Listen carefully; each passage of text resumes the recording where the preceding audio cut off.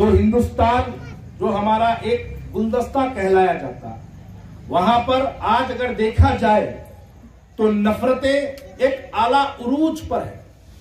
नफरतें दोनों तरफ से।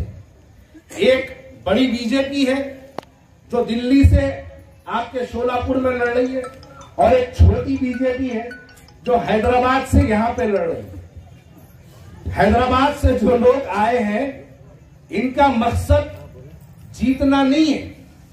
ये उनका शोलापुर में चौथा इलेक्शन है। चौथा इलेक्शन शोलापुर में उनका है। पहला इलेक्शन 2014 में लड़े, दूसरा इलेक्शन 2015 का कॉरपोरेशन इलेक्शन था, तीसरा इलेक्शन 2019 में रहा, यह चौथा इलेक्शन है। हर बार का इनका ग्राफ देखते जाइए, हर बार का ग्राफ इनका कम होते जा रहा है। और ये लोग आते हैं हिंदू मुसलमानों के बीच में एक नफरत के एजेंडे को लेकर आपके हमारे बीच में आते हैं। यहां शोलापुर में आके कहते हैं कि भारतीय जनता पार्टी को रोकने के लिए ये लोग शोलापुर आए हैं, शोलापुर सेंट्रल आए हैं। आप जानते हैं हैदराबाद के अंदर जहां पर ये एमआईएम का हेड ऑफिस है, वो हेड ऑफिस दारुसलाम क्षेत्र में आता है। दारुसलाम गोशा महल विधानसभा का है। गोशा महल का आमदार खासदार एमपी खासदार है ना, गोशा महल का खासदार असदुद्दीन अवैसी है। वहां पर भाजपा का एमएलए है। वो कभी भाजपा के एमएलए को रुकाने की कोशिश नहीं करे, लेकिन हैदराबाद से 300 किलोमीटर दूर यहां आके भारतीय जनता पार्टी को रोकने का दावा करते हैं। अगर वो कहीं मिले आपसे, चाहे एमआईएम का कोई भी वर्कर हो या लीडर हो, अगर आपसे मुलाकात हो तो उनसे यह सवाल करना कि आप शोलापुर आके इलेक्शन लड़ रहे हैं, आप ये हमको जवाब दीजिए कि आप हैदराबाद में जहां पर दारुसलाम है, वहां पर बीजेपी का एमएलए को हराने का आप क्यों कोशिश नहीं करते? आप जान के हैरत करेंगे।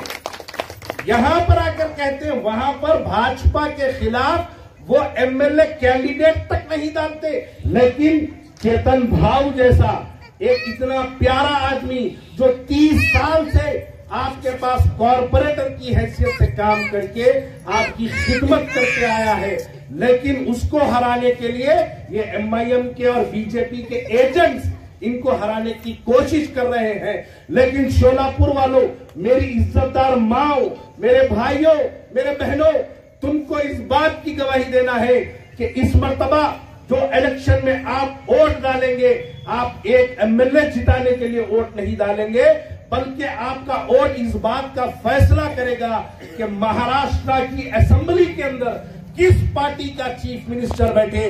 क्या फिरका परस्ती को बढ़ाने वाले बैठे या फिर सेकुलरिज्म को जिंदा रखने वाले को आप आगे बढ़ाना पड़ेगा। और साथ ही साथ मैं ये भी बात कह दूं कि ये बात जरूरी है, महाराष्ट्र का इलेक्शन इस बात की गवाही देगा कि आप 2029 में कैसा हिंदुस्तान चाहते हैं। अगर आप नरेंद्र मोदी को हराना चाहते हैं दिल्ली में, तो उसकी शुरुआत आपको महाराष्ट्र से करनी पड़ेगी, उसकी शुरुआत आपको शोलापुर से करनी पड़ेगी।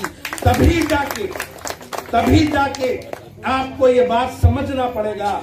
लेकिन आप देखिए, आपके पास जो आज उम्मीदवार है, ये उम्मीदवार, ये कैंडिडेट चेतन भाऊ, ये चेतन भाऊ किसी का कैंडिडेट नहीं है। चेतन भाऊ राहुल गांधी का कैंडिडेट है। चेतन भाऊ सुशील कुमार शिंदे का कैंडिडेट है। चेतन भाऊ परिणीति ताई का कैंडिडेट है। इस कैंडिडेट को कामयाब करिए ताकि आपको ये बात, इस बात की गवाही दे कि आप महाराष्ट्र के असेंबली में ये चाहते हैं कि वहां पर एक सेकुलर जहन रखने वाले का चीफ मिनिस्टर बैठे। तो इसलिए 30 तारीख के दिन आप पूरों को अपने घरों से निकलना होगा और हाथ के पंजे पर अपना वोट डालना होगा।